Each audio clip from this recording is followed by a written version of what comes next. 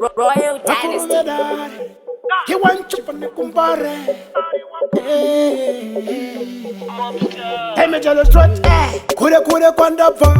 Ha, sinda shika panapa. Ano nida varuko. Neva mweva ripa panapa. Hakuna anoramba. Ana mwari wachisa panapa. Chipo chekurapa. Rega indi fugure. Hatanira Mboma iwe. Abave vandi kona iwe. Anochema panapa maiwe. Ungoda kundi bachando kuyisa. Hatanira Mboma iwe. Abave vandi kona iwe. Anochema panapa maiwe. Ungoda kundi bachando kuyisa. Takwira pa msoro pe komo ndefanda wombera ndo siva soro yangu ya vepopo. Kumbele kwacho wakuna rima eba kuna shiba uchaona rabaga glopo. Hasiva noda mango mati no hopo.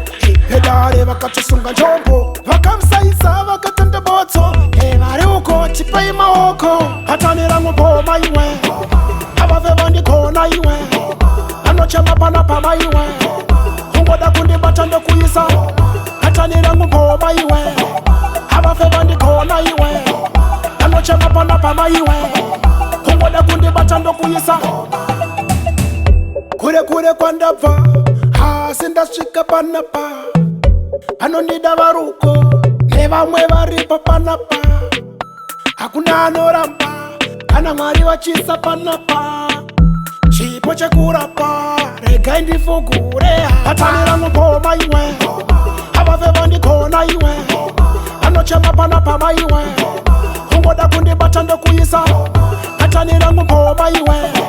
Abave vandi kona iwe. Anochema panapa maiwe. Ungoda kundi bachando kuyisa. Takwira pa msoro pe komo ndefanda wombera ndo siva soro yangu ya vepopo. Kumbele kwacho wakuna rima eba kuna shiba uchaona rabaga glopo. Hasiva noda mango mati no hopo. Pedare wakachusunga njombo. Wakamsaisa wakatende boto. Evare uko chipa ima oko. Hatanira Mboma iwe. Abave vandi kona iwe. Anochema panapa maiwe. Ungoda kundi bachando kuyisa. Hatanira Mboma iwe. Abave vandi kona iwe. Anochema panapa maiwe. Ungoda kundi bachando kuyisa.